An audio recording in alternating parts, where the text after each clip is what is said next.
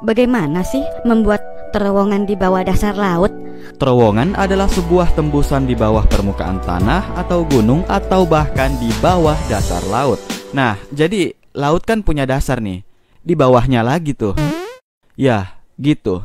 Terowongan umumnya tertutup di seluruh sisi kecuali di kedua ujungnya. Ya iyalah, kalau kedua ujungnya ditutup, buat apa dibuat terowongan? Beleng-beleng. Beberapa ahli teknik sipil mendefinisikan terowongan sebagai sebuah tembusan di bawah permukaan tanah yang memiliki panjang minimal 0,1 mile. Dan yang lebih pendek dari itu tidak pantas disebut terowongan. Dia lebih pantas disebut underpass. Ada banyak sekali terowongan bawah laut yang telah dibangun di bumi ini. Contohnya, silakan cari sendirilah. Biasanya terowongan bawah laut ini dibangun untuk menghubungkan dua pulau yang tidak terhubung. Mereka dihubungkan agar bisa terhubung.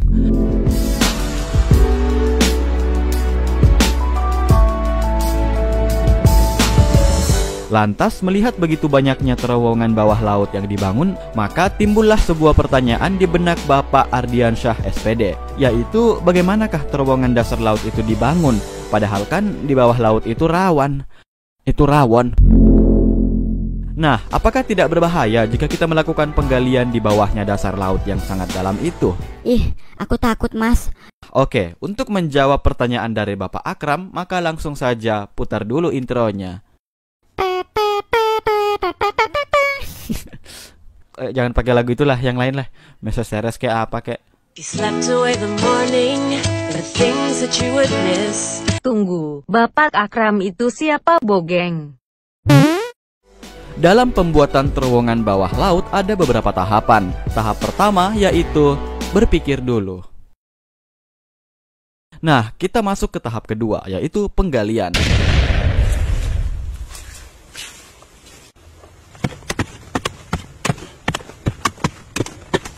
Ya, tentu untuk membuat sebuah terowongan kita harus menggali dulu. Tapi tenang, di zaman modern ini kita menggali bukan menggunakan kayu, namun menggunakan alat ini. Alat ini bernama tunnel boring machine, atau di kampung saya disebut alat pengebor-ngebor. BTW, alat ini sudah pernah saya bahas sih beberapa tahun yang lalu, tapi saya juga lupa. Canggihnya, jika kita menggali menggunakan alat ini, tidak usah khawatir hasil galiannya runtuh. Kenapa? Karena otomatis dia akan memasang segmen-segmen. Begitu mesin ini melubangi tanah, segera sebuah segmen beton dipasangkan untuk menahan beban tanah dari luar. Sehingga sekali jalan, jadi tuh terowongan.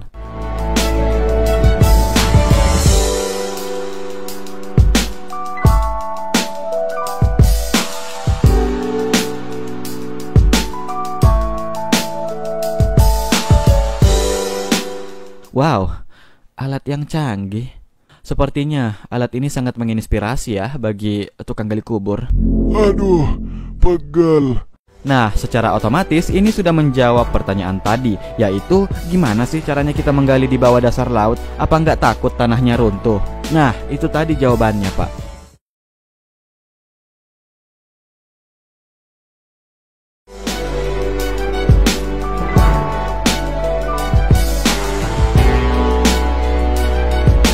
TBM alias Tunnel Boring Machine dapat menggali pada tanah hingga bebatuan. Mulai dari batu gunung hingga batu tawas, dia sikat semua. Diameter alat ini bervariasi, mulai dari yang 1 meter hingga sampai 19 meter, tergantung pesanan sih Pak. Tentu untuk mengebor, alat ini dilengkapi dengan mata bor. Yah, masa mata kaki. Mata bor pada alat ini sangat tidak wajar. Ukurannya sangat tidak kecil, alias sangat besar. Kepala bornya berbentuk silinder.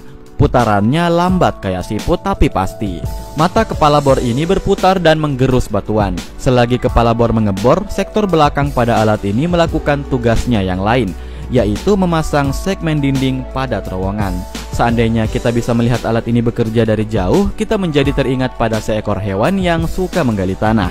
Apa? Ya, cacing besar Alaska. Lantas kalau terowongan itu ada di bawahnya dasar laut, apakah tidak takut bocor? Tenang, kan ada nih anti bocor cabut. Ya, tentu kekuatan penahan pada dinding terowongan sudah diperhitungkan oleh orang-orang ini nih. Kita percayakan saja pada mereka. Gimana? Kalian tertarik untuk menjadi kepala proyek? Luar biasa. Maka dari itu tetaplah kejar impianmu untuk menjadi kepala proyek. Walaupun ujung-ujungnya cuma jadi kepala charger. Jadi saya pengen ngucapin terima kasih buat kalian semua yang telah setia menontonin bapak-bapak ini melamun. Sangat berfaedah sekali ya. Jadi sudah dulu ya, dan salam people power.